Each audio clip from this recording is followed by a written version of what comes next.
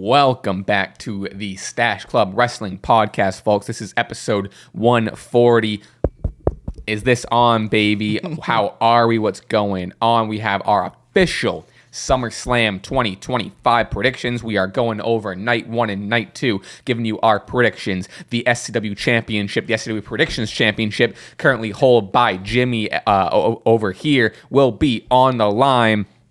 And I hate to do it to you, especially on such a special day, because it is Jimmy's birthday. Golden birthday. And I hate to come for you on your birthday, and I hate to make you so, discouraged after I give you my picks. And you're going to be like, oh, there's no way. You know what I mean? Well, the big difference is you have predictions. I have spoilers, my friend. I have the whole card results. This is basically WWE Unreal, the podcast version, where I tell you what's going to happen before it happens. It came out today, right? It did come out today. It's like... I open Twitter and like every single thing, which like I'm gonna watch it, like mainly because I want to watch make a video on it, but I'm gonna watch it. But it's like I'm gonna watch it. Every single clip, every single there's like Twitter is just whatever. Everyone wants to break the news and kind of spread that clip on Twitter. Every single like caption is like, I can't believe they said this. This feels illegal to see. And it's just like different clips, like CM Punk saying something or John Cena talking about it. It's like, and my buddy sent me a bunch of them, and he goes, wow, they're really killing the business. Like, brother, you're part of the problem. Here you are talking about it, sending it to me right now. So it's like, I don't know. I'm choosing to no sell it, but again, there is a lot of interesting things that came about already. I think the what was supposed to be the WrestleMania 41 card got leaked, and when it seemingly was like, whoa, this is like would be the greatest WrestleMania of all time. Plans change in life and in the business, so we didn't get that same exact card. But I don't know, man. If people want us to talk about it, I'll do it. But I'm choosing to kind of no sell it a little bit. Yeah, I think that's fair. We brushed by it, but I do want to give light on the old birthday, the big 2-9. Happy birthday, Jimmy. Oof, getting old, man. Oh, stop it. Oh, stop it. How you feeling? You said you were gonna celebrate this week. Oh yeah. I feel bad. We're competing for the SCW Predictions Championship, but I mean, I'm not just celebrating this week. I'm gonna celebrate right now. I'm gonna get crazy. That's crazy. Yeah. That's like the Undertaker's urn. That's what that was. Actually, just some grenadine. Already got some, some liquor in there. But just celebrating. Get a little bit of the bubbly here. A little cranberry, it's my birthday. You can't start drinking all day if you don't start. Is that a diet cranberry? This is a no. Not diet. But yeah, you gotta do a little bit of this, a little bit of that. I don't want to do anything too drastic here. Got a bunch of vodka in here already. A little boom. Is there? Oh, hell, big amount of vodka. Oh yeah, huge amount of vodka. I can't tell if you're joking or not. Oh yeah. Okay. All right, here we go. Look at this. Wow, and the Red Bull. Look at this. Clip, a little slim. Okay, here we go. Boom, and yeah, we're drinking. We're drinking to start the day. Cheers. Cheers, brother. Hell yeah. Wow. I do love a nice little ginger ale, a cranberry lime. Look at that. Oh yeah. Wow. I don't mess around when it comes to birthdays. birthdays. That glass is sick. Oh, is that lobsters? What are those? Shrimp. Yeah. That's sick. Wow. I think that's a huge start to the episode, and I'm feeling good, but I'm also feeling nervous because I can tell the confidence exuding from you now, and that's not going to bode well for these predictions. But before we get into it, folks, please make sure to subscribe, leave your likes, leave your comments. Check us out everywhere. If you, we never plug it, but if you want to check out the Spotify or Apple Podcast version, we are also on audio. And then please check out the Patreon for a bonus podcast. We do a Q&A. We talk non-wrestling things. We talk random wrestling things. That's over at patreon.com/Stache Club Wrestling. Really appreciate it if you went and checked that out. And by the time we get to the page, I'm going to be hammered, so it's going to be a good one. We don't know what he's going to say. All right, let's get right into it.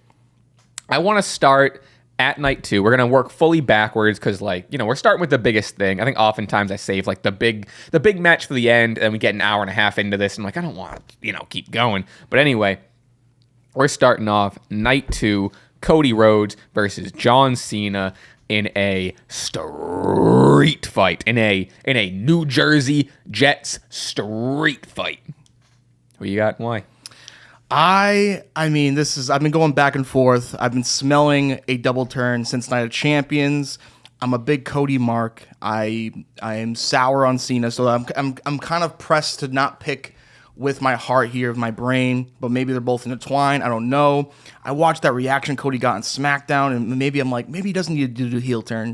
Maybe he can just win the title and be a babyface, whatever. Of course, the whole Seth rumors, whatever. I don't know, man. I'm going to go with the safe option, in my opinion.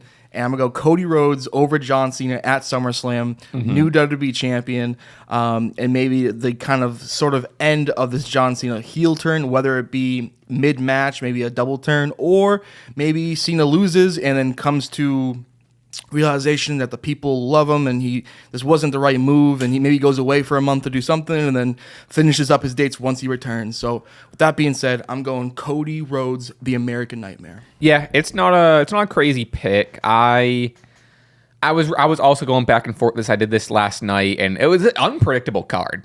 Really, really unpredictable card as a whole. I don't know what's going to happen either. This is the biggest show John Cena is going to be on, right? We already passed WrestleMania. He had his last WrestleMania. So SummerSlam, is the big four. I know you have Survivor Series, but SummerSlam is like the number 2. This is the biggest show. I'll get out of the way. I also have Cody Rhodes. I do think we're going to end the weekend with a title change.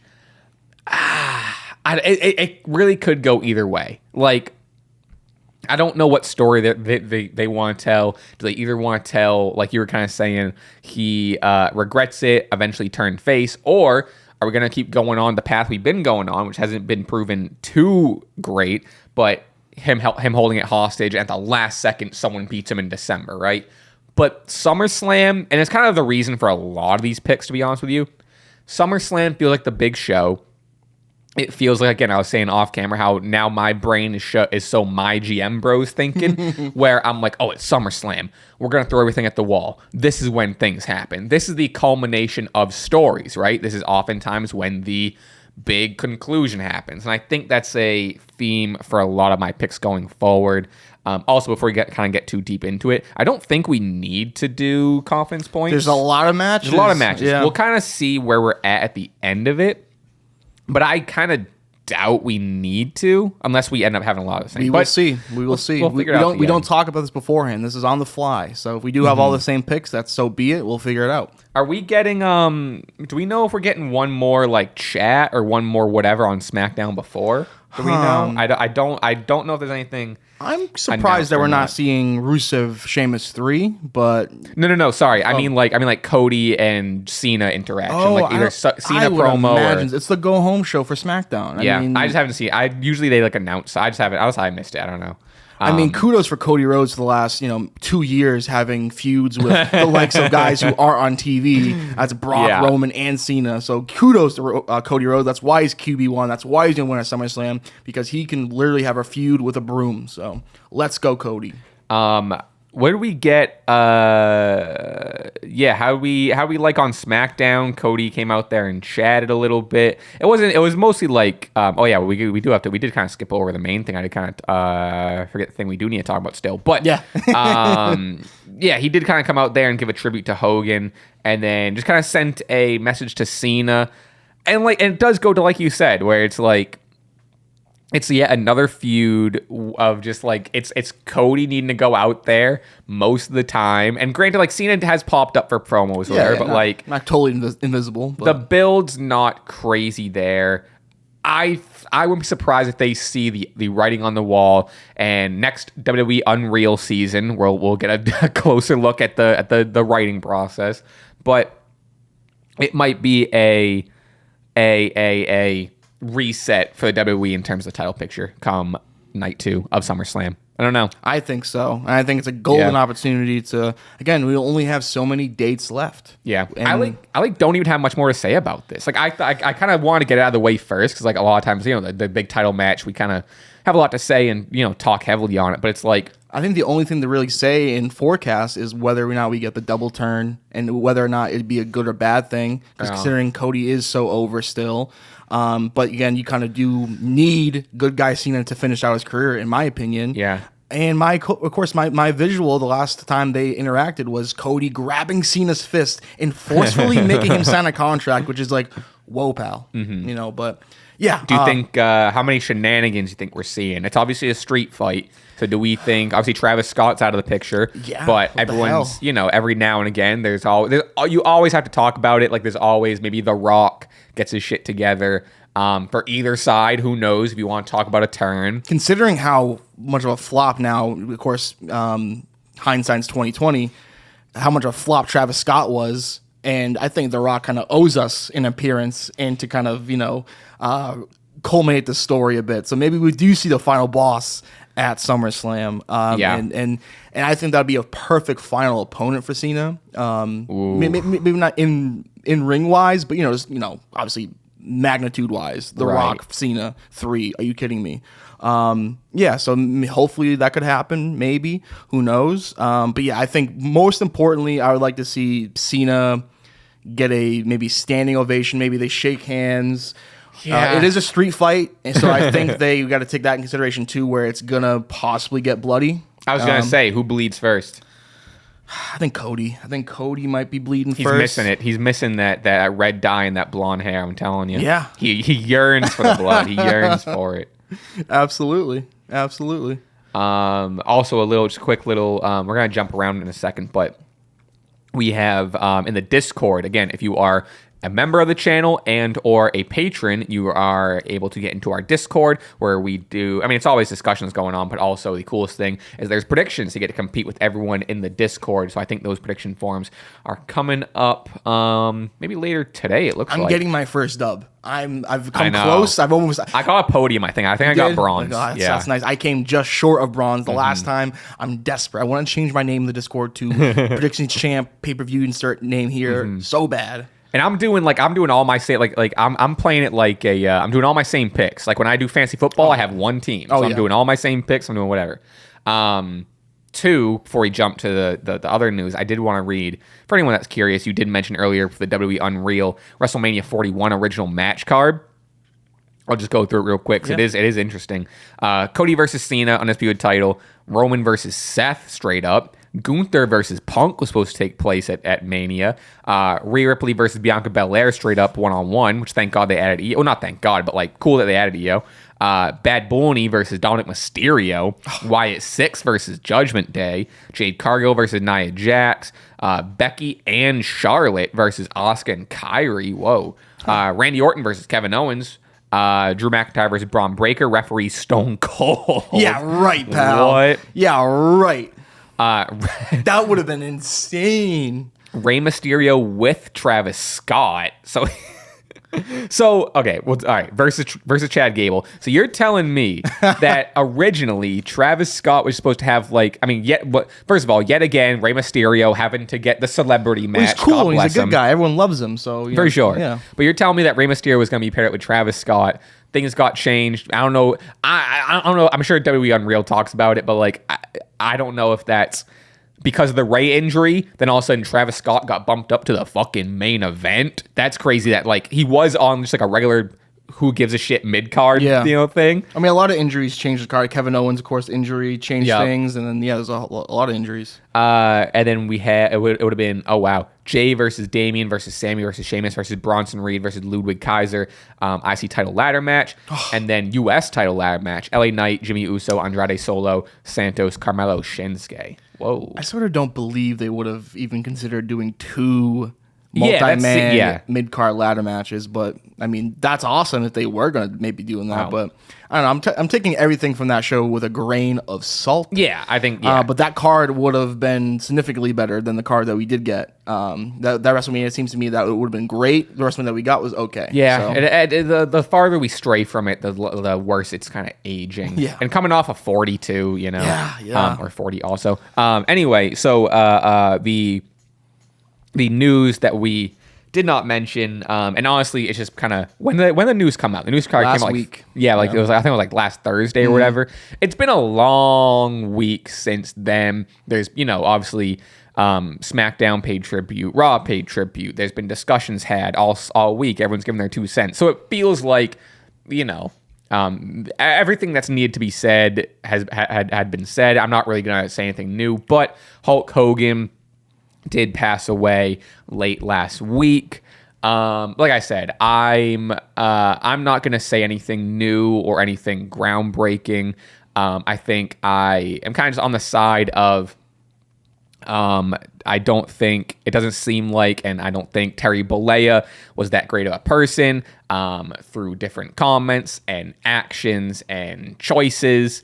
So I'm not necessarily, wasn't necessarily a fan of that guy. However, I also am with separating it and looking at the character Hulk Hogan and looking at and understanding and appreciating how Hulk Hogan character wise, or even before, I don't know, whatever, change the landscape of the business, the company. There'd be no John Cena, there'd be no Rock, there'd be no Stone Cold, there'd be no Roman Reigns, there'd be no Cody Rhodes, there'd be no WrestleMania without Hulk Hogan. I probably wouldn't have this job without Hulk Hogan. It's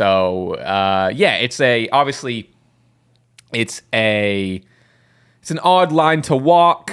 I'm obviously just kind of playing it pretty straight and narrow here, but yeah, that's kind of my 2 cents. Just kind of, like I said, to reiterate, the character in the TV show, versus the guy who proved not necessarily be, a person that I would be a fan of necessarily, but yeah, that's kind of where I'm at. And RP Aussie. Yeah. Oh, I mean, I can't believe you couldn't put him over for 2 days. That's crazy. Yeah, I guess he got his shine on NXT. I guess he got his mention on NXT. But yeah. I am surprised. I want to hear your thoughts on Hogan, but I am surprised that Raw or SmackDown didn't also give Aussie a little, I don't know, weird. But yeah, go ahead.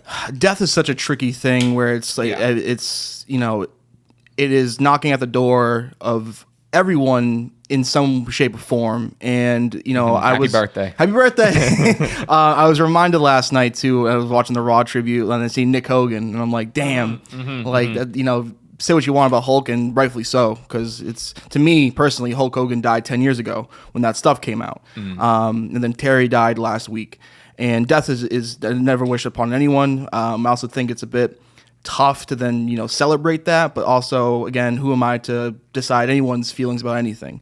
My perspective on Hulk Hogan, though, he is just the most important wrestler to ever live. Like you said perfectly, there wouldn't be Stache Club, there wouldn't be WrestleMania without Hulk Hogan. So I do want to thank him for the house, and like I said, I was watching last night and I see Nick. Thanks for the house. It's so funny. I mean, you gotta. Thanks for the house. Thanks for the house, brother. So that Bischoff tweeted that. Did he? Yeah, I think that's what it was. I mean, it just makes sense, man. Because again, he did put this up to an upper echelon that we know we are now relishing in it now.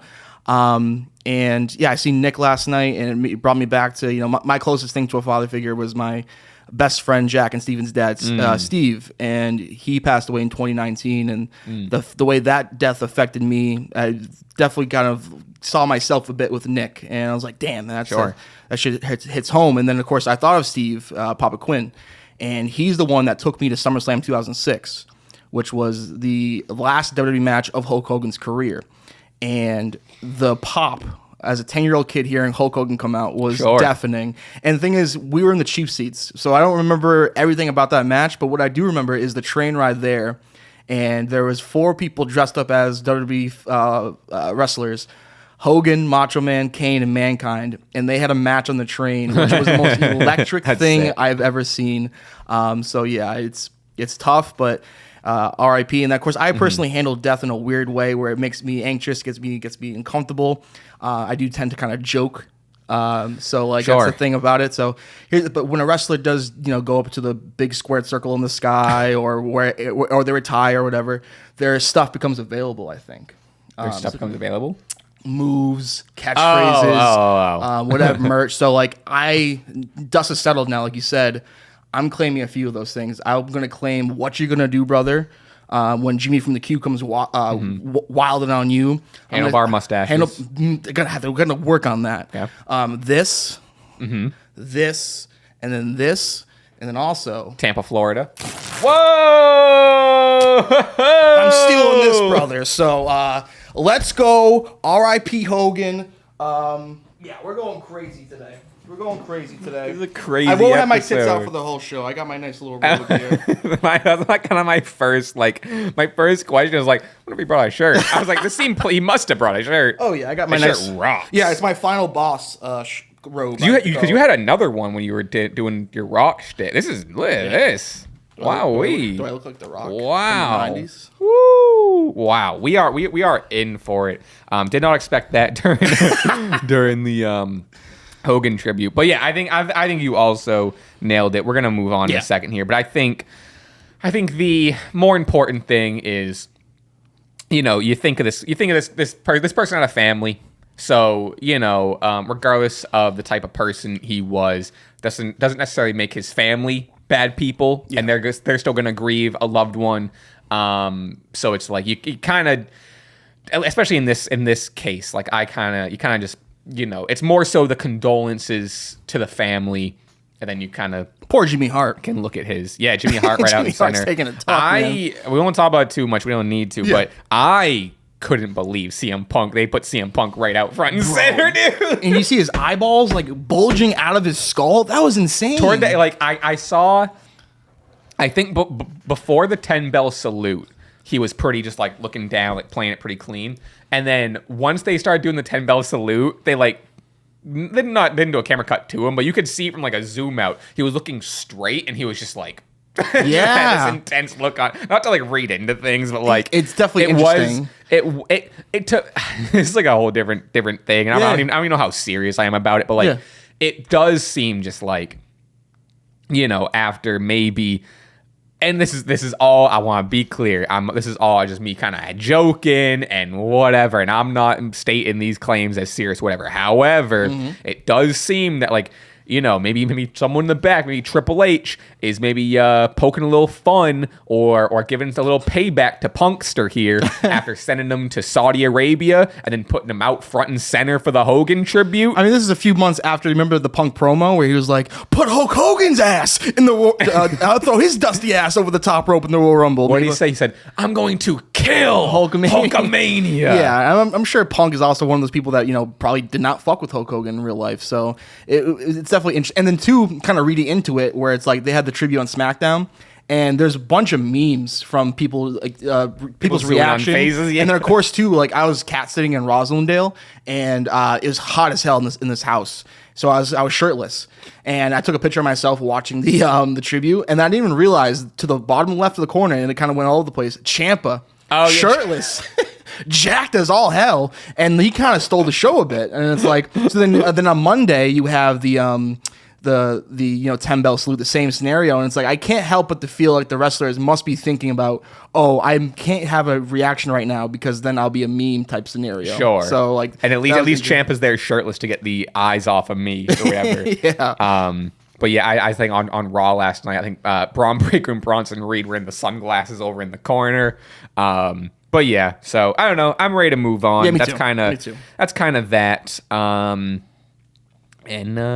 We got a lot of predictions. We got a lot of predictions to go over. All right. Sorry, we kind of went all over the place, but we're gonna go to what I assume is gonna be on night 2. We are going to the 6-pack TLC match for the WWE Tag Team titles. Let's see if I can get them all. We have DIY, Fraxium, Motor City Machine Guns, Street Profits, Wyatt Six, Andrade, and Rey Fenix. I think I nailed it. Boom.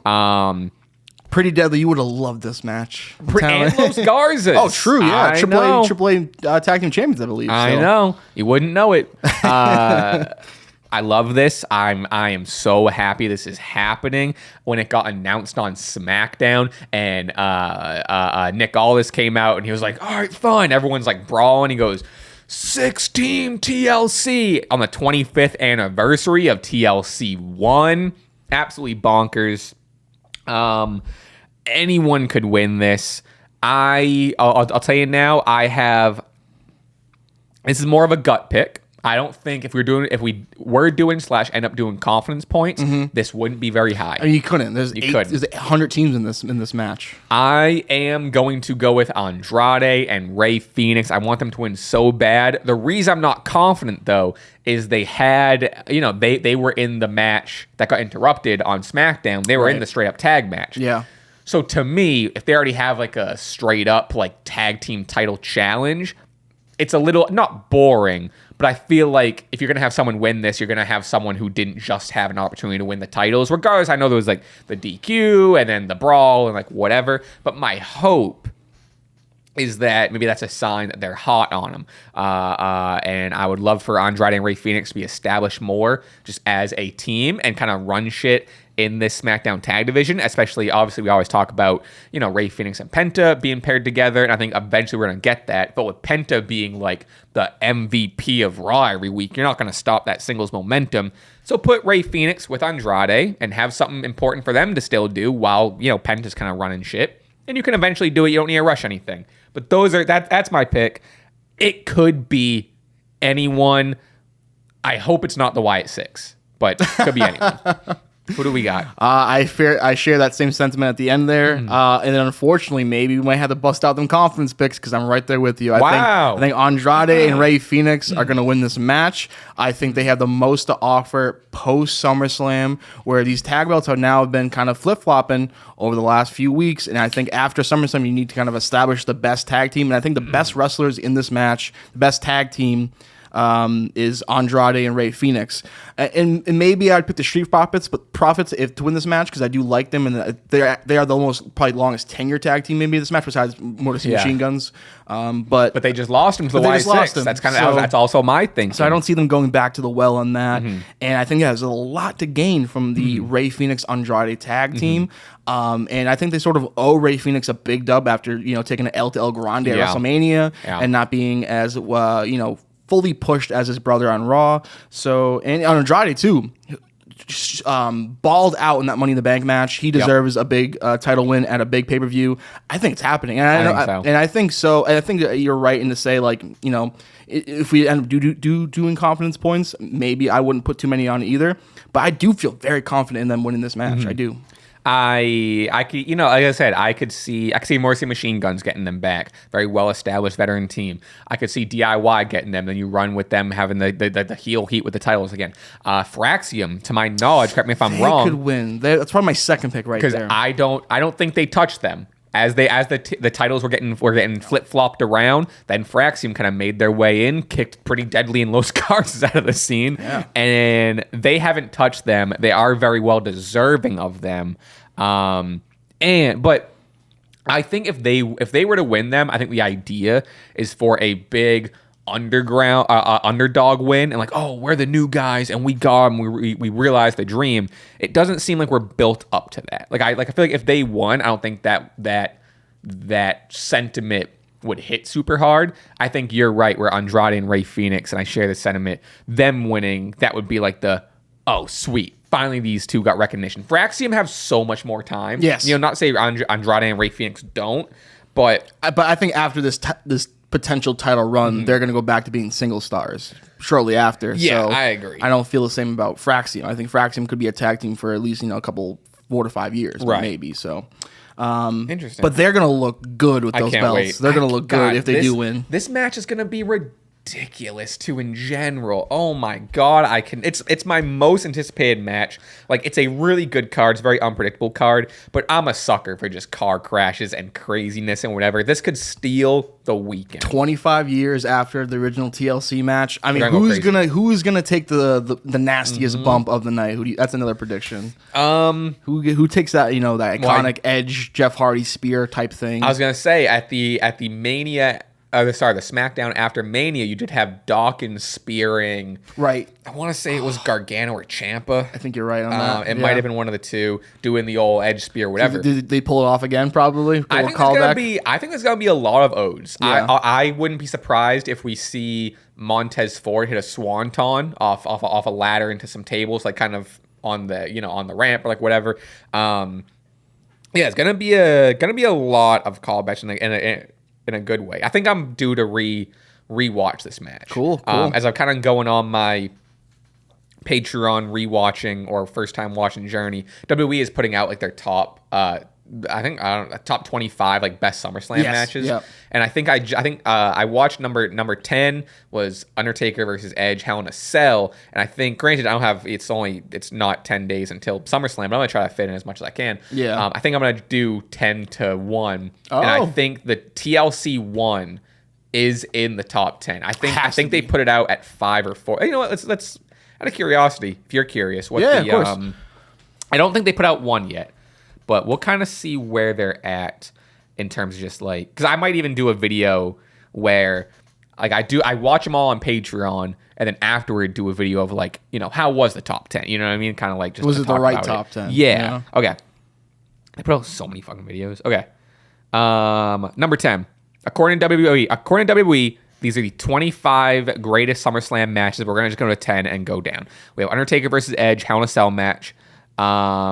Then we have number 9, Shawn Michaels versus Razor Ramon IC title ladder match. Oh, yeah. I'm surprised that's not higher. Me too. Number 8, The Rock versus Brock Lesnar, WWE Undisputed title. What is it? SummerSlam 2002.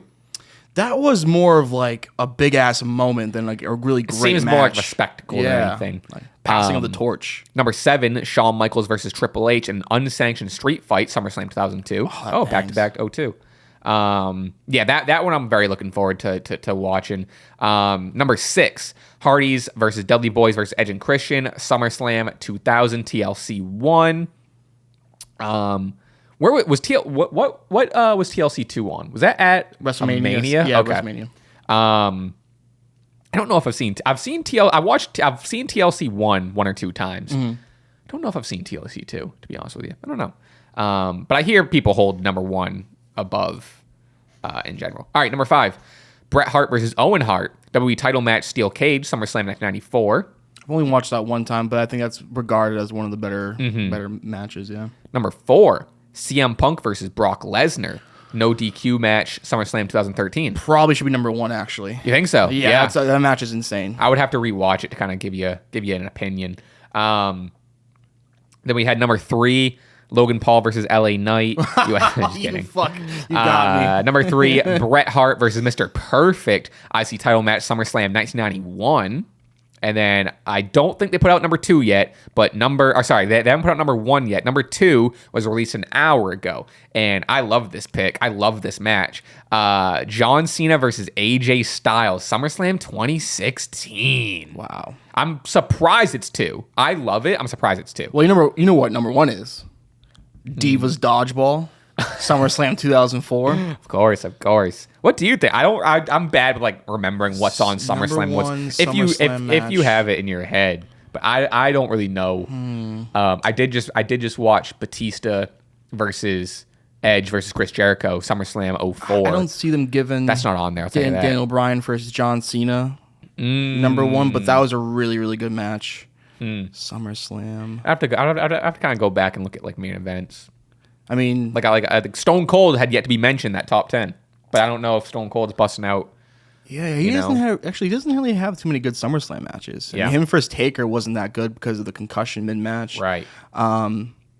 I mean, obviously it's topical, but do you ever see the Hulk Hogan Shawn Michaels SummerSlam match? Oh yeah, infamous, dude. It's like one of my favorite matches. It's so good. Sean's selling his ass off because he's pissed at Hogan or whatever the fuck. Oh, it's so good. All right, we'll dive back in here. Yeah. But I was kind of curious to see what that was. But okay, are we going to talk about Raw at all? Because on the topic of tag team titles, I'm very upset with the LWO losing last night. Oh, I mean, yeah, I was going to say, we can kind of, like, as we're kind of chatting, because I've been kind of weaving in SmackDown, we can kind of weave in stuff. Okay. However, it's not really a place to weave that in. So if you want to talk about it. Great match from the boys last night. LWO put on a show whenever they and I'm not sure if the crowd was a bit dead, but I was getting furious about how the work rate of these guys, not nonstop movement, moves after move after move, and eventually Cruz del Toro and Joaquin Wilde got the crowd into it. But then here's the thing.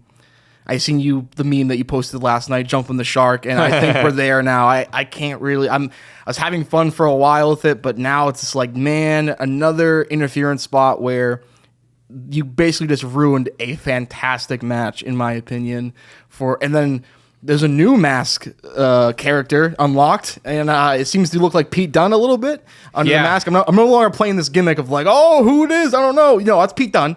To be honest with you, I'm kind of just bad at like recognizing faces. Like it took me. I wouldn't have known it was Pete Dunne unless I went on Twitter. But I was like, I know. Actually, originally I thought it was Gable, and I'm like, oh wow, Gable's already Gable back. too. Yeah, I'm like, he's kind of shorter. I'm like, oh, then Yeah. I looked upon it, and it's Pete Dunne. And like, here's the thing, like, those guys aren't even him and Kaiser. That is, they aren't even American. So like, what are they doing? This whole falling into this American mask gimmick against luchadors. I don't understand what's going on. I saw if you are a mid card technical, really really good pro wrestler that just hasn't really gotten super, whether it's over with the crowd or over with whoever's writing the show or whatever. The way to get on the card, unfortunately, is don the El Grande gimmick and hook your wagon to this. Yeah, So it's not even an American Latino thing. It's a technical wrestler for a luchador thing. Huh? So you're saying like Kaiser and Pete Dunne's un-Americanness doesn't matter. It's more so they're mad about luchadors and them being technical wrestlers. Oh no, I was just saying like real life stuff. I was just saying like, I you know hear what I mean? That was fun. But yeah, I think luchadors are the most technical wrestlers is my thing. But yeah, I don't know. It's fine. It's whatever. I don't know what we're doing. And why are they involved in like Judgment Day stuff? So I know like El Grande and Judgment Day like for a little bit kind of had a little bit of like a hey, we're gonna be kind of cool with each other, wink wink, and like we're gonna kind of help each other out. But that story hasn't been super fleshed out. And then you have like the new El Grande, or as they're not even calling him El Grande. It's a guy in a new mask. Like commentary was like calling El Grande, but I don't know what they're actually going to go for with it. El Grande 2, I don't know. Yeah, I don't know. It's something that's just kind of like a dumb. It's thing. It's not for me. It's not for me. And it's not directed toward me. I don't know.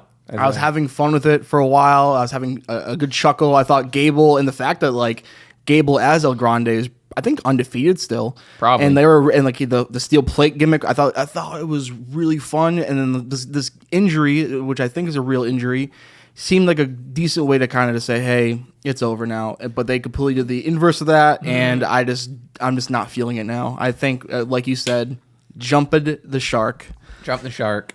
But yeah, I don't know. They should have won last night. LWO should have won last night. They had a great match. What are we doing with it? The Judgment Day have been tag team champions for 1,000,000 times already. I don't care. They don't need the belts. Come on. Yeah, I don't know. I wish I had more to say on it. It's just kind of like a all right, here we go again sort of thing, you know? Yeah. All right, we will jump over to another one of my most anticipated matches of the weekend. We have the Women's World Championship match. Naomi, the champion, going in there against Rhea Ripley and Io Sky. I don't know who to pick. I'll tell you this. I want Naomi to retain. Mm-hmm. I think she deserves it. She's only held the title for a little bit. Coming off the cash-in at the end of Evolution there. At this point, 3 weeks ago, whatever it was? Yep. Her character work, phenomenal. The presentation, her promo skills, obviously her in-ring has always been great and only, improving, it seems. Naomi's a vet at this point, so, it kind of feels dumb to even say all this stuff. She deserves a run, especially with how good the character is. You can tell so much stories with, like, the caution and her being, like, insane or whatever. You are going in there against a Rhea Ripley and an Io Sky. I also don't think Io Sky is walking out. To me, again, this is SummerSlam. It's where things happen. It's where titles move. I think they're putting it back on Rhea Ripley. Oh, wow. That's my pick. I think Rhea Ripley is going to walk out with the title. No kidding. That's my pick. I think it should be Naomi. I think Naomi should keep it. I don't know. Even, like, as much as I do like Rhea versus Io, and I think they have amazing chemistry, I like their matches. Yeah. I don't necessarily want to come out of this match with more of a Rhea Io feud. I would love to revisit it, but I would love like here's my full thinking with it. As I think, if Rhea wins, she's pinning Naomi. So then you have the story of, you technically beat me, you never pinned me. Because last night on Raw, you know, which we should talk about Raw, because Raw was pretty fun last night. Yeah, it with was. like the 8-woman's tag. We can talk about it here. 8-woman all-star tag. 8-woman all-star tag. Are you kidding me? Nikki Bella being like the biggest mark for Io Sky is like the coolest shit. You know what I mean? Like seeing Io just show out with like her like doing like the flips, and then Nikki Bella being like. Or even Io's. Do you see Io's reaction to Nikki Bella's iconic hip taunt entrance? I saw you. I must have been looking away. Dude, I missed it. She was like, "Oh, that's so sick." Like really into it. Like that's like. I love that. I love that. Give a golf clap. Yeah. I love that they're just like fans of each other. But anyway, star power. So I do want to talk about that match, but to kind of I'll get your prediction on this. We'll kind of talk about that match a little bit, but. I see Rhea pinning Naomi, then Io, and has a whole thing of like, oh, you didn't pin whatever. But then we're gonna lead to more of that feud. I would like something fresh for the both of them until you revisit it, and you can maybe revisit it down the line. Io comes back at Rhea 6-7 months down the line to be like, hey, remember you never pinned me for that title or blah blah blah. That's kind of my thinking. Even if Naomi does win it, you still have Rhea and Io as the losers that might still end up lumping them in a feud together. Mm-hmm. But I don't know. That's my thinking. And again, I do kind of jump back to Raw, like even backstage after the All-Star tag match. You have backstage, like all 4 women kind of chatting or whatever. Then you had Stephanie and Nikki exit screen left with Nikki just a brilliant line of just like, how do you pronounce your last name again? To Stephanie Becker. Perfect. And then Io holding Rhea's hand, just like, wait. And then, just kind of being like, hey, like, Rhea's going to be like, hey, we're friends, blah, blah, we were friends tonight, but like, I'm going to beat you. And Io's just like, you never beat me. It's not going to happen on Sunday. So I have Rhea in a long-winded form. I have Rhea. Who do you got? Why? Are you agreeing? Do you disagreeing? When you have someone else, talk to me. You failed the test, John. You did not proceed with caution. I know. I never do. And you never do. And that's why you're going to be very upset once Naomi walks out of SummerSlam retaining her Women's World Championship. I think she should. I think she should. I think she will. I think there's going to be the classic case of, the previous feud with Io and Rhea. I think they're kind of building more personal feud will then kind of show in this match. And will cost them. And I think Naomi will pick up the scraps like the best, one of the best heels in the business, like she is, and she'll win the match that way. And I think post SummerSlam, you might even see Rhea and Io kind of then head to the tag team division. I think I can see them being a tag team, maybe going after Raquel and Roxanne / Charlotte and Alexa, and maybe we'll then kind of proceed with caution to the Clash in Paris, maybe a triple threat tag match. I don't think Rhea and Io will win that match. Hypothetical match, but I think they have a good story to tell with, maybe trying to team up post SummerSlam and then maybe break up post Clash of Paris. And I think what will eat at Rhea and will eventually make her turn heel is the fact that she can't beat Io Sky, and she's going to crack. But yeah, I'm going Naomi here. Interesting. I think she just won the title. She can't lose it already. I agree. I know it's a two tall buildings to go up against Io Sky and Rhea Ripley at SummerSlam, but I'm picking Naomi. Yeah, like I said, to reiterate, I think so too. But yeah, to me it really boils down to like it's SummerSlam and it's Rhea Bloody Ripley. Yeah, but. We'll see. I don't know if I see Rhea and Io being a team. I think they're which granted you do have Charlotte and Alexa, 2 of the biggest stars in the company as well. Yeah. But I think you already have that. So I don't know how much I see Rhea and Io being a team as much as I would love it. Ooh, as much as I would love it. But interesting stuff. All right. We'll move on to the Women's IC title match with Becky Lynch versus Lyra Valkyria. There's some stipulations here where if Becky wins, Lyra can't challenge again while Becky is champion. Sometimes, to me, that's kind of the writing on the wall. But I don't think it's the craziest thing. Like, I don't think Becky's going to hold this IC title forever. You know what Once I mean? Becky loses it, Lyra can get right back in there. This one I'm not. This would be just as low as in the confidence points as the tag team match. I think. Mm-hmm.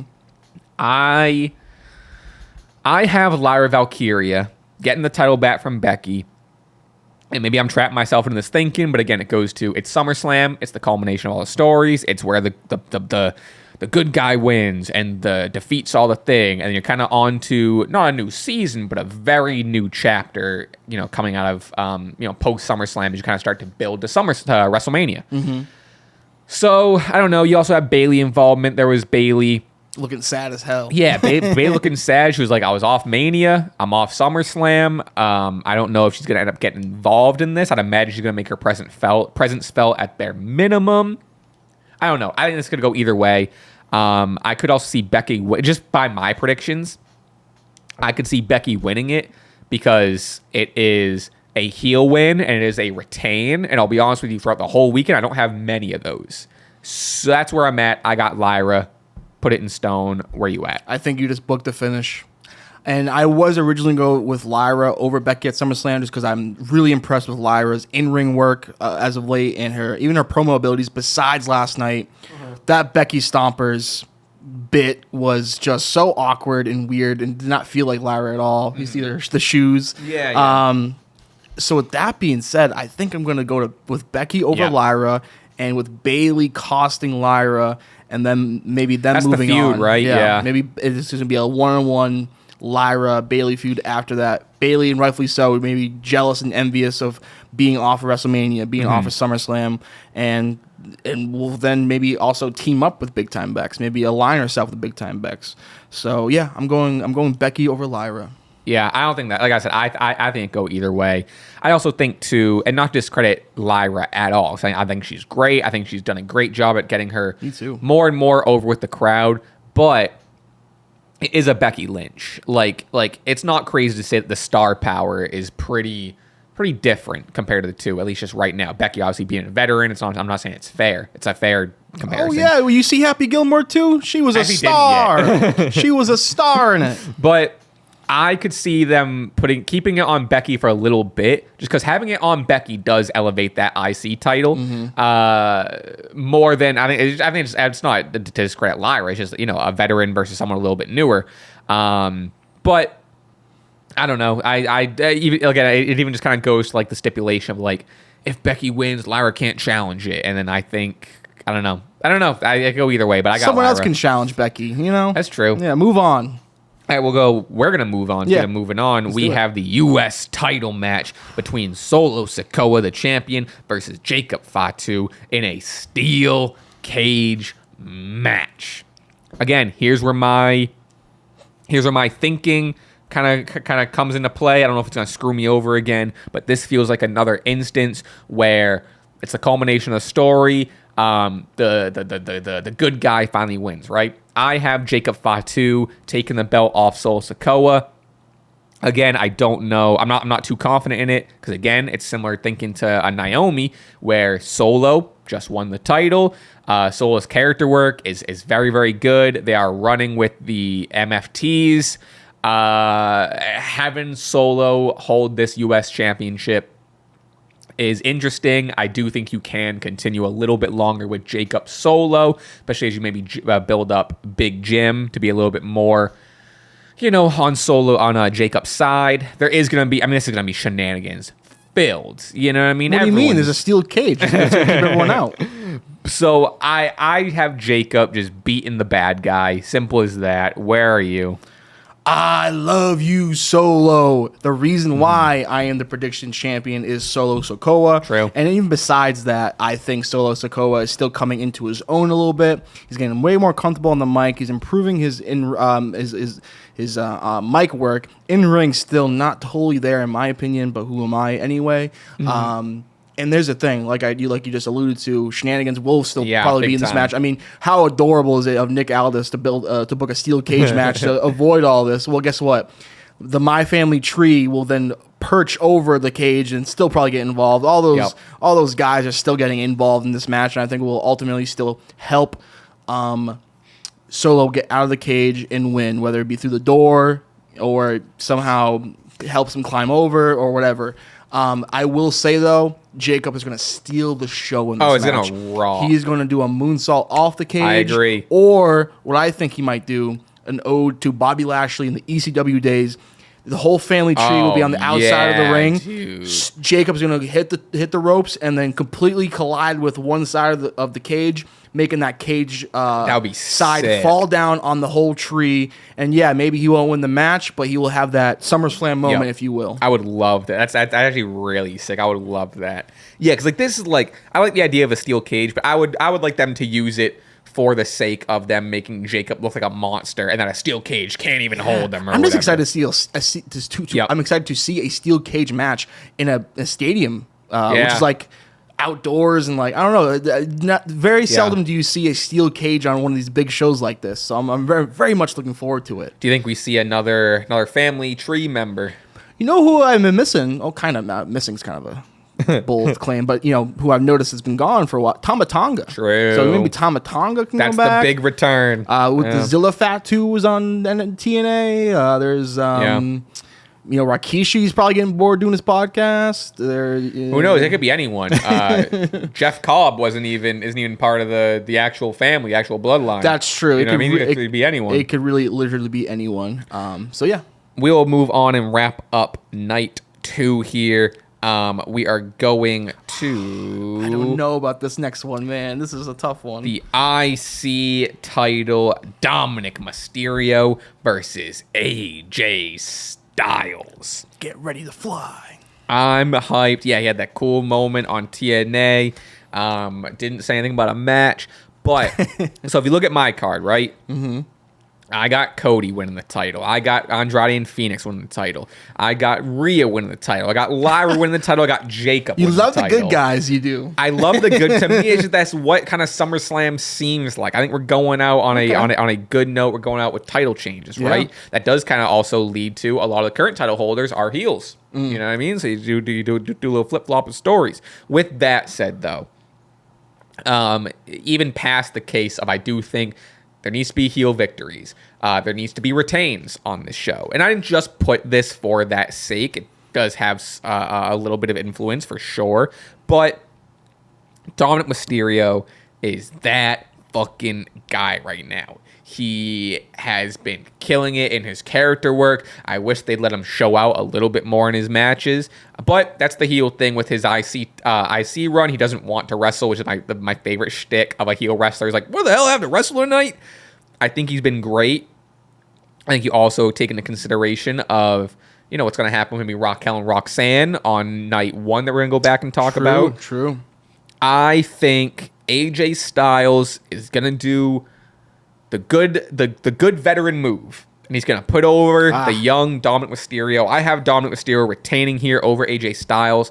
It would be the biggest win for this IC title run of Dom since winning it at Mania. And I there's going to be some shenanigans. What, you disrespecting Octagon Jr. like that?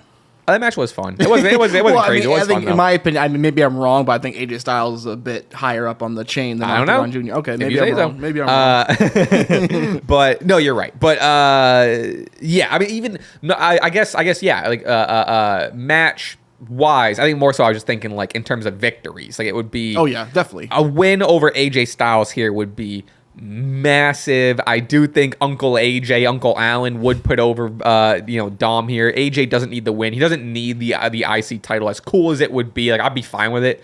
But I want Dom and AJ to go out there, show out, put on a banger, and then give me a little bit, like it doesn't need to be super clean. I get Dom's a heel, but give me some sort of like Dom pins AJ pretty good, you know what I mean? With his move, with his finishing move, with the 619, and you know, he's gonna cheat. It's built into 100%. his blood. I mean, his dad is Eddie Guerrero, for God's sakes. I hope people imagine again a little ode to Eddie.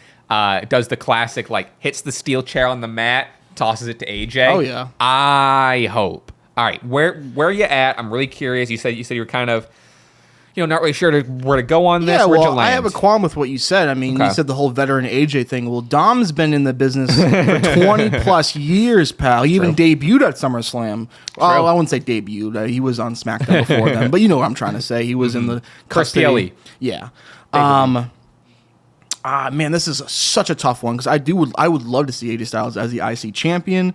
Like you said, too, the whole Dom shtick of refusing to wrestle, it's great, but he has also no problem going to AAA and getting a Stone Cold pop. That shit was. I haven't watched that. I haven't seen it. I've only seen pictures. It looks so fucking cool. Him with both titles, just being there. The crowd so fucking went sick. insane, man. It was like Jesus himself has resurrected. So it was. Sick, dude. I couldn't believe it. This guy is a star. Yep. I remember I forget what it was. Maybe like Family Feud we were playing, and like we're talking about like who will main event in WrestleMania in 5 years, and we threw out the name Dom Mysterio, but we kind of scoffed at it, like, oh, how is he going to do that? Man, I don't think it's crazy no more. Agreed. No more. I mean, whether it'll be a match against his dad, retirement match or something, but like Dom has potential to be his own man and be a big-time player in this industry for years to come. That's why I'm also going with Dom Mysterio over AJ. We have so much to gain with Dom getting a win over here, and I still have some, reservations of like maybe Dom can sneak and squeal his way to that 666-day title reign that Gunther had, and Dom can go down as one of the best IC champs of all time. So give me a win for Big Dom over AJ here. And Uncle Alan, just come on, do the deed, huh? Yeah. Do the deed. Yeah, why not, man? All right, we're going to go over to night one here. We have the WWE Women's title. Tiffany Stratton versus Jade Cargill. Tiffany Stratton obviously coming in as the champion. This one, I really have no idea. I got a lot of thoughts. I really don't. I'll tell you this. I don't think Jade's ready for the world title. I do not. You're not ready for the world title, pal. You're not ready. I don't think Jade's ready for the world title. However, that does not. I don't think that's going to stop them for putting it on Jade. I have Jade over Tiffany. I do think Jade's going to win it. Jade's being built up. She's a big deal, and I like Jade. I am a Jade truther. I'm right there with you. I do still think she is pretty leaps and bounds a lot, but she's in ring. She is pretty behind some of the big hitters in the women's division. I don't think that's crazy to say, but Tiffany's reign has been pretty lackluster. I don't know. I don't think it's too much due to Tiffany. I think a lot of it's due to like creative. She hasn't been getting much and hasn't been in these like feuds since past Nia. I don't know. I just don't see them having Jade lose. Again, SummerSlam, big stage, Jade Cargill world title win. It'd be massive. You can lead into, Bianca feud pretty easily. That's where I'm at. I don't know. I'd be shocked if you don't have Jade win. The third letter in the company, E. Entertainment, all right? Sometimes it doesn't matter if you can't wrestle, okay, pal? Look at who just died, and we just said was the reason why we're all here. That guy wasn't that great of a wrestler. And yeah, given Jade isn't the most polished wrestler. I want you to go on record to say that Jade Cargill is today's Hulk Hogan. Oh, no, for sure. Listen. That's great. I didn't want you to do it. Listen, Hulk Hogan, we're good. You can move on. We got Jade Cargill now. All right. It's fine. No, she is larger than life. She's going to be a movie star. And that's the thing. Like, she's just so marketable. And this has been building since she debuted in AEW. She is just larger than life. Box office. Promos are getting a little bit better too. Mm-hmm. And I think she had a really good, compelling feud with Naomi and Bianca. And, I'm just really happy now that the Money in the Bank briefcase is out the way. Because the whole time I had anxiety of like, oh, they're going to do the whole Daniel Bryan thing when Jade finally gets her big title win and then immediately a cash in. But now that's not possible. I think Jade's going to run over Tiffy. I think Tiffy as a babyface is... We need to change that. And it's very interesting now that both these women coming into this are like essentially faces. Yeah, it's weird. That's kind of weird. And but both of them too, I think, are way more compelling, and by just like their character and look are like born to be heels, to be honest with you. I agree.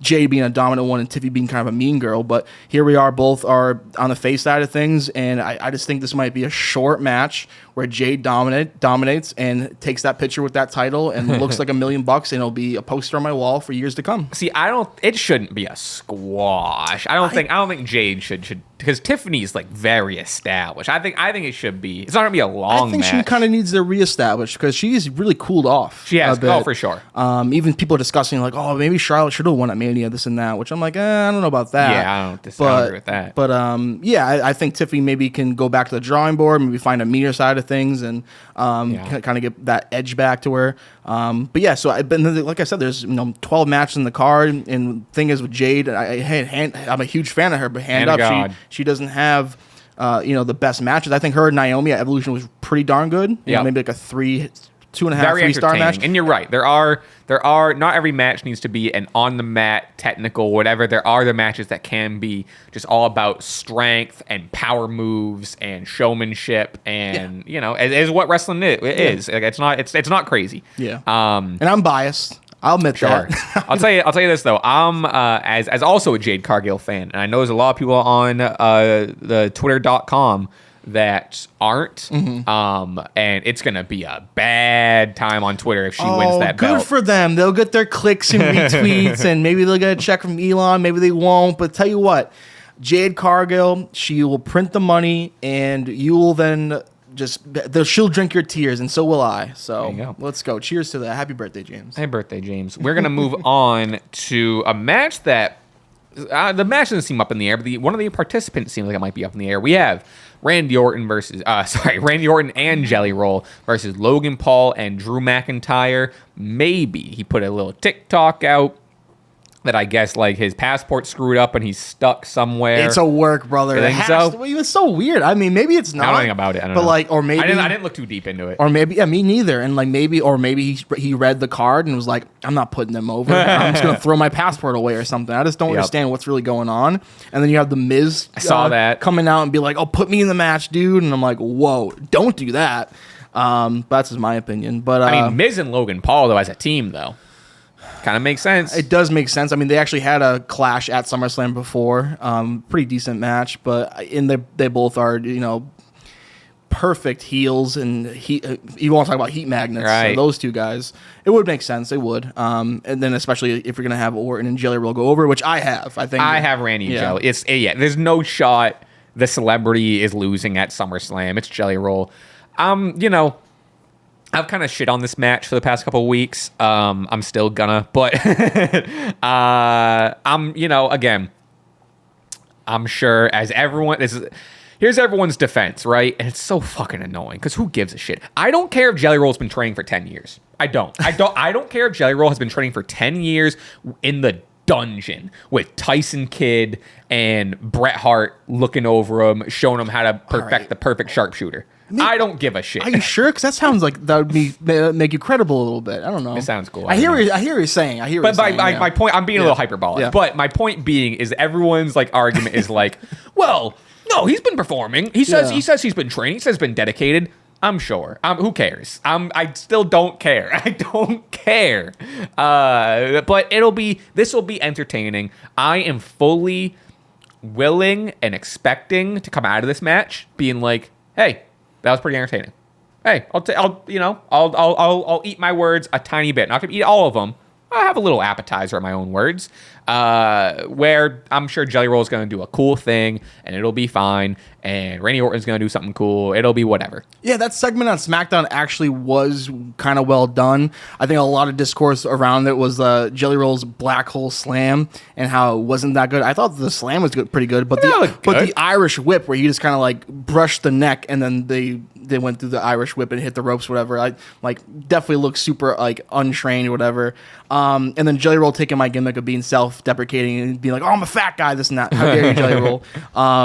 But yeah, my thing with celebrities too. It's just such a, and I think Rob Van Dam came out and said something about this along the lines. He hates celebrities. He hates celebrities. And it's like, dude, you're even the match itself and who they're working against, but like just the idea that anyone can come in the ring and do this is such a bad idea in my opinion. That's why I don't like it.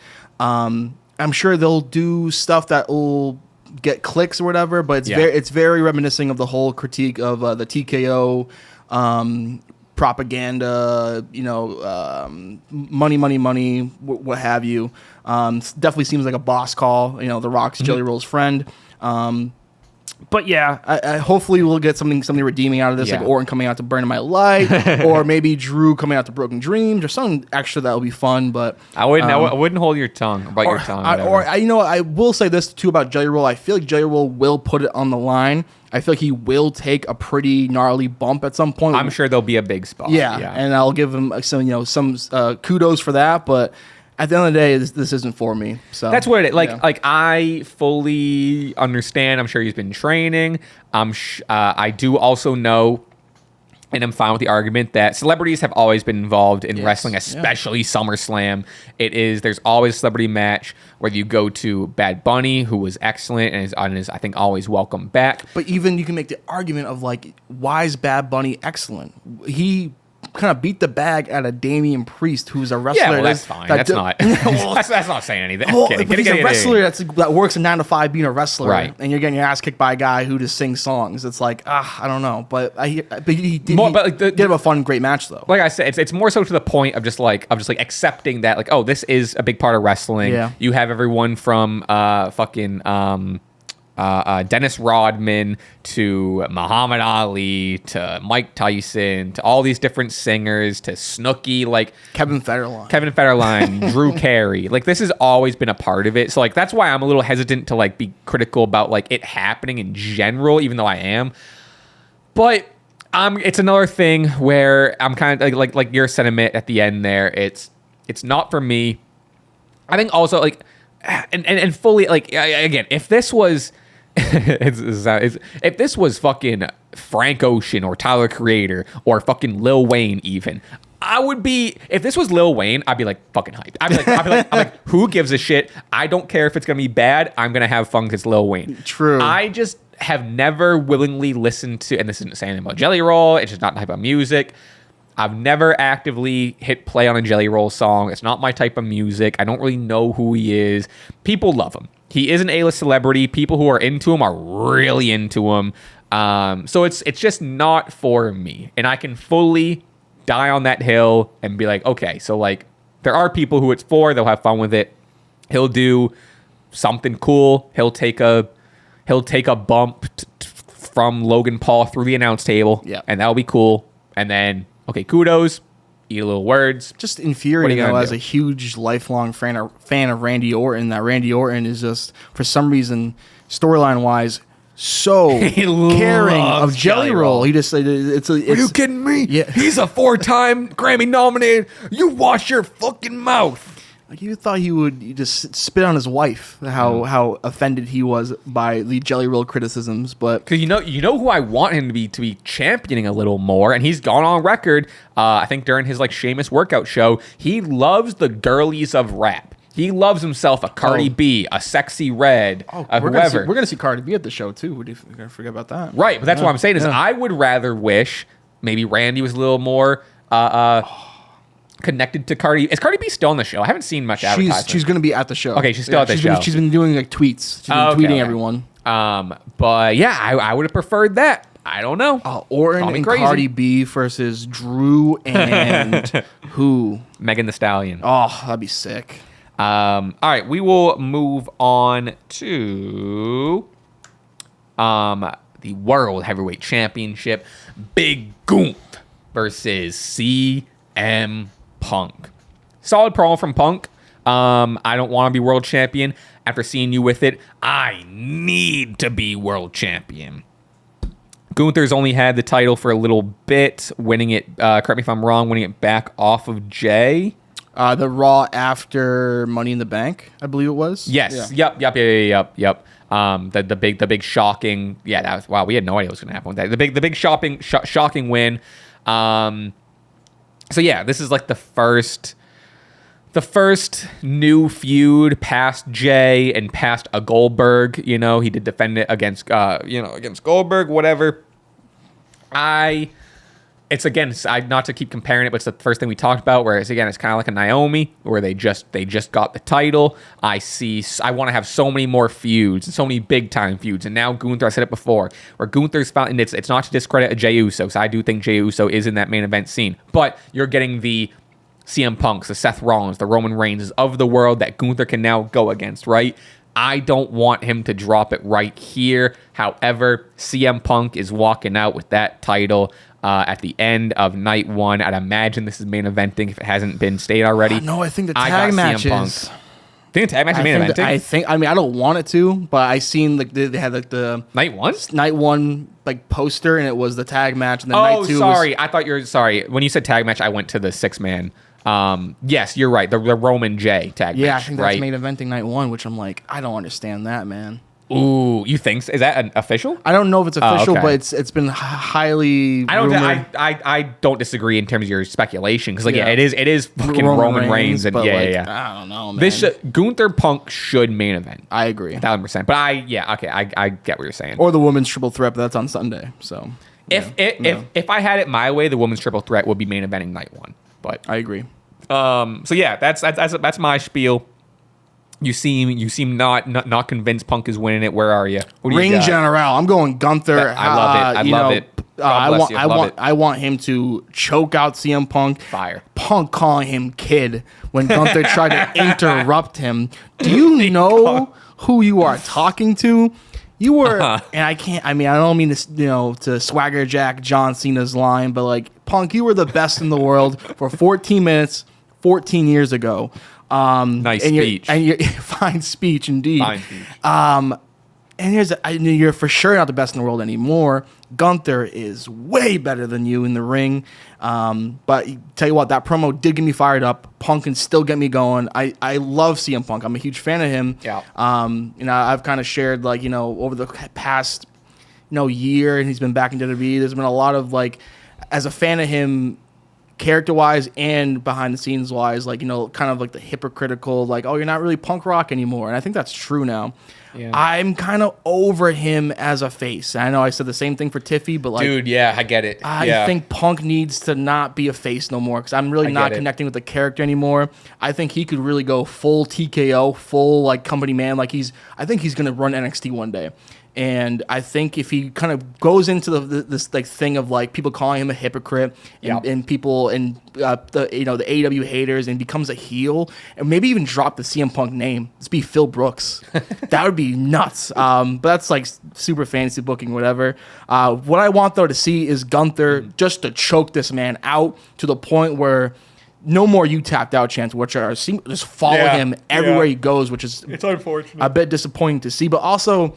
I'm kind of inverse on that. I think that means that moment was really 100%. Memorable, and the fact that there's still puts Jey over, and they're still chanting that moment from WrestleMania, which happened in April. So you're right. It's kind of give and take a bit, but I think a convincing demonic win over here for Gunther would do wonders for him and to continue this World Heavyweight title reign. I'm going for Gunther. I love it. I really do. Like I said, I want Gunther to win. I think Gunther should win. It doesn't even go back to a Dom AJ discussion of Punk is at this point the old guy. God forbid, maybe you put over the new young champion who's going to run the business for the next 20 years, 15 years, whatever. I would like to see Punk eventually get a world title though before he. So that's the thing is, I think before he puts a condom on, he. I wish I got that off clean. It would have been funnier. I think I have to get over my SummerSlam thinking, right? Yes. I do just think it's SummerSlam. It's a big stage. It's a world title match. I could see them just doing this.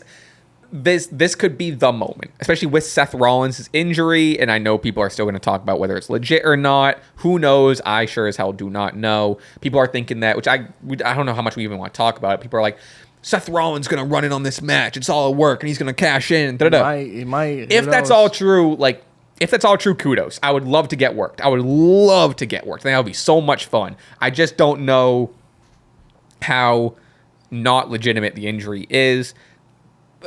Seth Rollins stuff aside, it does seem like a good opportunity, a big stage for CM Punk to win the title. However, to go against my own thinking, it's an even bigger stage is WrestleMania. Yep. And WrestleMania could be the stage where CM Punk finally gets it. However, stuff needs to happen at SummerSlam. So that's my thinking, but I agree with your take on the heel thing, because I think with having Punk face, you do get trapped a little bit in the same promos week by week. Like these Gunther promos by Punk, this one was the best one by far. Yeah. But this Punk Gunther lead up hasn't been great, and I am totally fine with a match being based on a world title and a match being based on who's going to be the greatest. I think Gunther was kind of like hyping that up of like, this match is going to be who is actually the greatest, and I'm the greatest, and da-da-da. But with CM Punk is a little bit more of a heel. You can really get those all-timer promos, which I don't think is crazy to say is Punk's strongest asset right now. Yeah. As opposed to he's not a spring chick anymore. No. He's still very entertaining in the ring. He can talk you into the building, but once you're in the building, you're like, he's okay. Yeah. This match is going to be a lot of fun. If I would love for Gunther to win, I think him just facing CM Punk just makes me a little nervous. They're just going to pull the trigger right here, put it on Punk, and then eventually Seth Rollins, it's so hard to speculate. And the thing is, too, if this all work, I hate to bring it to this, but like, what are we doing with LA Knight then? What the hell? Why did he just get completely off TV and no storyline direction? I know you don't care about LA Knight. What's that have to do with? But like, okay, so LA Knight, beat Seth Rollins. Right, he was kind of in, but now he has feuding with the he has feud. nothing going on heading to SummerSlam after a big win against Seth Rollins. So this is all work the whole time. It's kind of just weird. I know it's kind of all off track, but I'm just like so confused at what they're doing with LA Knight. It's really strange. Yeah, I agree. I don't disagree. But that's that Punk Gunther. I love that we have that different. I think that's great. Oh yeah. All right, we will round out here with the final three matches before we jump over to the Patreon. We have the we have the WWE Women's Tag Team titles with Raquel Rodriguez and Roxanne Perez, the champions representing Judgment Day, versus We Are Not Friends of Charlotte Flair and Alexa Bliss. This one, also not confident. This is one of my picks that is a I hope pick.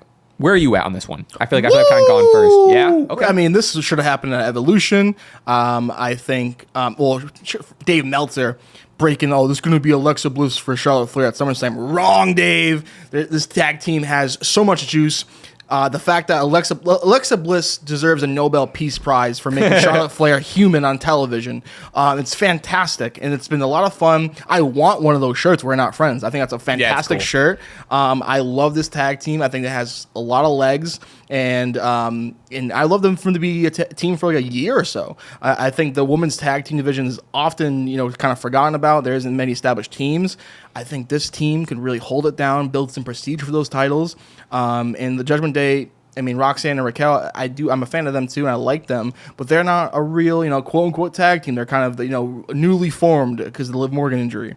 So I'd like to see Alexa Bliss and Charlotte win these belts, and then have them have a few more matches. And then I can see maybe at the Clash of Paris, Bliss Flair for Judgment Day, and a third team, whether that be EO and Rhea or another team, I don't know, but I want Alexa Bliss and Charlotte Flair to win these belts big time here at SummerSlam. I also have Charlotte and Alexa. It's the move. Raquel and Roxanne don't need them as a part of a Judgment Day to kind of tell their story, especially if they lose the titles. Then you have like, what the hell, we lost the belts, and they're all mad. Raquel dropped the whole maybe we should FaceTime Liv during that segment last night. Roxanne gifted Dom a Nintendo Switch 2.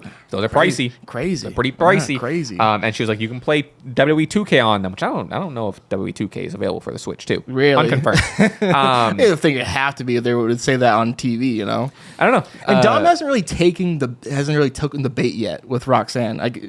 He's very emotionally, playing physically, thank you. It seems like he's playing, which I like, that he's playing very, very dumb and very like the coy. guy that doesn't either coy on purpose, which that could be the case, or he's just like, he is so aloof that he doesn't even know. He's like, what do you mean Roxanne's flirting with me? What are you talking about? She's flirting with me? Yeah, she's being nice. I've been there. But I think with Charlotte and Alexa being so hot as a tag team, they are probably the hottest women's tag team right now. You got to capitalize on it. You got to give them the the titles, and then you can, and then which I would love it. SmackDown just becomes the tag team show. Sure, fuck it. Yeah, it's been great so far. There's a lot you can do with Charlotte and Alexa with the titles, and then like you said, in a year, do the split, do a big blow off match, whatever.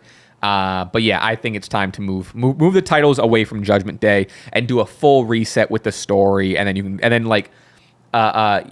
Judgment Day retain the tag titles on Raw. If Dom retains the IC title, then you kind of play on that of like, oh, you guys lost the titles from the Judgment Day. Liv's not going to be happy. There's a lot more to play on with Charlotte and Alexa winning them, I think. All right. I'm ready to move on if you are. Oh, yeah. We have our second to last match. We are staying in the tag team division over on the men's. Well, I guess not the tag team division, but we have Roman Reigns Roman Reigns and Jey Uso versus Braun Breaker and Bronson Reed. Electric close to Raw last night with Braun Breaker spearing Roman Reigns and Jey Uso through the barricade. Braun Breaker talking his shit. I'm just like, you see that referee? This is my referee. This is my ring. These goons all bark for me. Blah blah blah. I guess was dope, bro. Yeah. I didn't pick up on it, but I guess it was kind of an ode to a Roman Reigns promo of 2012. Beautiful one where he's just looking at the camera, walking back to the gorilla position, going off. Oh, that is what it was. Yeah. Okay, I did see that. I wasn't sure if that was the one. That was 2022. Holy shit. Yeah, time's an illusion. Really? Jesus Christ. I'm 29 today, dude. Wow. It's crazy. But yeah, just electric. That fucking jump to Roman Reigns over the announce table. I mean, I'm not saying anything new. Roman Reigns versus Braun Breaker is going to fucking rock when they eventually get to that at WrestleMania or what have you. But this match here, where are you? Who's taking it? I'm going with what I think over what I want. I think my tribal chief and the Yeet Man are gonna win here, especially if it main events. I mean, you want the crowd to go home happy until, of course, they come back the next day at 6 p.m. Yeah, I just think, this is Roman Reigns' first match since Mania, I think. So I think so, yeah. Yeah, I mean, it just makes sense. People, pay all this money to go see Roman Reigns. They want to see a win. And of course, the classic cliche of wrestling. Braun and Bronson got their the upper hand on Raw, so therefore they're probably gonna lose on SummerSlam. But I really think Braun and Bronson need a big win, and I was kind of hoping they would get maybe individual singles matches with these guys at SummerSlam, but maybe that's going to be kept for a Clash at Paris or, like you said, WrestleMania. I think Breaker versus Reigns could be. God, would be if an you're talking all-timer. about printing money. Yeah. But yeah, I'm going Roman and Jay here. I mean, that beginning of Raw with Jay and Paul Heyman, that promo just felt like paint. Watching paint dry. I was like, what's going on? And I feel like it didn't elevate anything, and like nothing really happened. I don't know. It was just kind of the same old stuff, and then Paul bringing up family. Like, remember, we were family, and you brought me into your bloodline, and Jay seemed really out of breath too. Hope he's okay. I don't know. I think it's also like this. There's not a whole lot of stakes in this match. Right. Is the thing. Right. Like, it is just kind of just for a. And I'm sure if Seth Rollins wasn't injured, this is a totally different looking match. Absolutely. It might even be Roman versus Seth straight up. Yeah. But I don't know. Yeah, it'll be fun. I hope it doesn't main event. I wouldn't be shocked if it does because it is Roman Reigns. I also have Roman Jay. It's Roman Reigns. It's solely for it's Roman and Jay's return match. Is it more interesting? Again, kind of like you were saying with Braun Breaker and Bronson Reed to win. It helps establish their faction. Shows that they can still hold down their own without Seth. Don't know if that's happened necessarily. I think Roman and Jay are just going to get the good guy win, and then we'll kind of move on. Maybe individual feuds. I'm hoping they reserve this good guy win for Roman and Jay, knowing that they're eventually going to put these guys over in individual singles matches. Sure. More so Braun going over Roman eventually, but I mean also Bronson Reed's been pretty fantastic too. Yep. Stole the man's sneakers. Debo from Friday. Jesus. I mean, like, these are mine now. And then I mean, again, I'm maybe I'm a mark for saying this. I hope Roman Reigns comes to SummerSlam barefoot. An ode to Umaga and Alpha and Sika, the Wild Samoans, and more so not an ode to them, but also in the scope of I ain't putting shoes on until I get my shoes back type thing. Like, and of course in kayfabe that means Roman Reigns has been barefoot since Monday to Sunday or Saturday, but that'd be really funny. But Hey, don't be surprised if it happens. That's all I'm gonna say. You heard it here. Yeah. Plus feet pics. True. Yeah, I don't have much more to say about this. I just think it's got pretty just Roman and Jay will win, and then see you on night 2. Yep.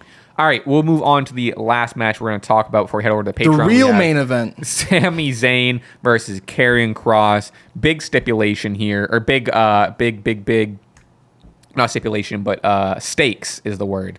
Where if Karrion Kross wins, Sami Zayn has to say, you were right. Yes.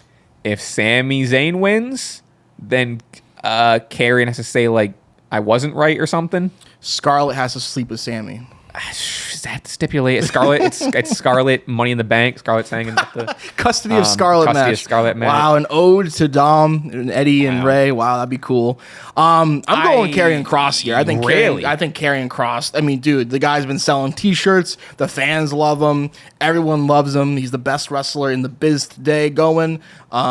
He's the puppet master. Anything he touches turns bad. That's the gimmick. So I think eventually Kross will beat Sami Zayn because Sami refuses to go to the dark side, and then post match we'll get maybe like Sami saying what Kross wants him to say, and then maybe kind of aligning himself with Kross in some kind of weird kind of like voodoo. I'm gonna just be submissive type thing and listen to you and be a bad guy with you type thing. I think that's where they may be going with this. I don't know, but you booked this match for SummerSlam. Karrion Kross should win, in my opinion. God bless you for thinking that anything is going to happen in this match. Sami Zayn's going to beat Karrion Kross, and then that's it. You think so? I think I got Sami Zayn versus Karrion Kross. Wow. Nothing will happen. This is my thinking. Maybe it's my not fancy booking, but my extenuating predictions. Sami Zayn's going to win. Nothing's going to happen. Karrion Kross is going to move on, do something else. Sami Zayn's going to stay a face and then move on to, I don't know, maybe the IC title or something like that. That does sound kind of right. It's more. It's less so of it's less so of me being pessimistic toward the situation towards a Karrion, more so just looking at history, you know, and historically what they're going to do. They got to do something with this guy though. It just like that sit down interview last night just seems so. I'm like, obviously there's an intention behind it. So like, the whole gimmick of the pipe and will Sami turn to the dark side? I don't know. I think there has to be a big moment, or quote unquote big moment with Kross here, because there has been momentum. There's a reason why this match is on SummerSlam, for God's sakes. I don't know. Karrion Kross. I'm glad. I love that there's hope on that side of the table. I do, and I don't even I'm not even saying I don't hope for that. Like I hope there is some sort of I do think Sami being a heel turn in 2025 with a new character will be interesting. To me, it just kind of seems like good guy Sami prevails over the bad guy. You were wrong all along, Karrion, and then Nana boo boo, stick your head in doo doo. Yeah. Yeah, I don't have much else to say about that. It is the most anticipated match. I feel like I'm shit on it. It'll be fine. I'm sure it'll be better than their previous encounters. I'm just kind of like, there's so much other stuff to look forward to. Yeah. That I'm just like, all right, this will be. I tell you what it won't be better than. Talk to me. New episodes of Wrestling Society X on Stache Club Wrestling YouTube channel, brother. That is true. Please, everyone, go check out all of that. New episode of Wrestling Society X. My GM Bros. Probably coming out. Yeah, probably Thursday, probably Wednesday, probably Thursday. Be on the lookout for everything. We're gonna head over to the Patreon. Oh, before we sign off, let's just see what we have different, right? Yeah, okay. So if we can just go down everything, I'm just gonna say my winner. I'll count it if we have it different. Ready? Okay. Cody Rhodes. I got Cody Rhodes. Andrade and Phoenix. I do too. Rhea Ripley. Naomi. Lyra Valkyria. Becky. Jacob Fatu. Solo Sikoa. Dominic Mysterio. Jade Cargill. RKJelly. CM Punk. Gunther. Charlotte Alexa Charlotte. Roman and Jay. Sami. Karrion. Okay. The Boss Kross. So we have 5 different. Is that enough? I think that's enough. That's an odd number, so there's not gonna be no ties. My only thing, I guess, it just makes the rest of the card pretty like no stakes. By the time wins. we get to Cody Cena, there's no. So maybe confidence points. Maybe we'll do confidence points. Okay. I don't think we can. It'll take too long to do it on camera. It'll kind of just like silence us sitting here. But we will do confidence points off camera. And I guess we'll probably put them on. I'll have graphics made up, and that'll probably be a part of the graph. So I think that'll add more interest. And now I see listed here 12 matches, so that means our most confident match will put 12 points on. That's a big swing. That's a big swing. That's a big swing. I mean, I don't know who I would probably I would probably put it on RKJelly. My 12 pointer. I'd probably. I don't know. That's a tough one. That's why we're not doing it on camera because I got to think about this. Yeah. 100%. That's tough. All right, folks, thank you for being here again. Check out the Patreon. We're going to answer a bunch of your questions and chit-chat. Patreon.com/Stache Club Wrestling. We appreciate it. Check out all of our socials in the description. Check out my YouTube channel, John Moonsault. Check out Jimmy's YouTube channel, Jimmy from the Q. All that is linked in the description. We really appreciate it. Appreciate you being here. And we'll see you next time. And again, to reiterate, I don't know if we made enough of an emphasis on it. The SCW Predictions Championship that Jimmy currently holds will be on the line. Keep up to date on socials and stuff about live streams because it's a weird weekend, scheduling conflicts and just kind of different stuff. So no announcement right now. Stay on the lookout for what's going to happen, whether it's a Stache Club stream, whether it's me solo, whether it's me on my channel, or if we get lucky enough to do something else. So with that said, we'll see you next time. Thank you for being here. We really appreciate it. Please, I keep plugging. Please leave a rating. Huh? Tell a friend about the show. Yeah. Tell one friend about the show. If you made it this far, tell one friend about the show. And if you made it this far, what's the name of that drink? This is a shrimp cocktail. Shrimp cocktail. Or just because it's a shrimp cup. Let me think. I'm trying to think of a word or a phrase to say at the end. If you made it this far, you can kind of leave the comment that you know what I mean. All right. If you made it this far, leave this phrase. We'll know what you're talking about. Jimmy thinks Hulk Hogan did nothing wrong. All right, I'm kidding. I'm kidding. Let's go. Kidding. If you made it this far, enjoy your shrimp cocktail, Jim. That's too long. Too long. Shrimp cocktail, Jim. I don't know. I got nothing. Happy birthday, Jimmy, all caps. Okay, because people are going to say that anyway. True. But yeah. How about, okay, I got it. Happy birthday, Jimmy, but with shrimp emojis at the end. Okay. So that'll be the sign of you made it this far with the little addition. That's lovely. We got it. We got there eventually. Folks, we'll see you over in the Patreon. Thank you for being here. We'll send you home with this. And Jimmy, good luck on the with the old predictions. Boom. Thank you. There's been no WWE champion that was born in 1990s yet. I don't even really love Top Golf because my favorite part of golfing is being outside, walking around with your friends, drinking some beers. Yeah. And then ends up being one of these guys. Didn't give two shits if I lived or died. Just starts fucking talking right through me. And I go Sami Zayn is overhyped and sucks as a wrestler. He doesn't...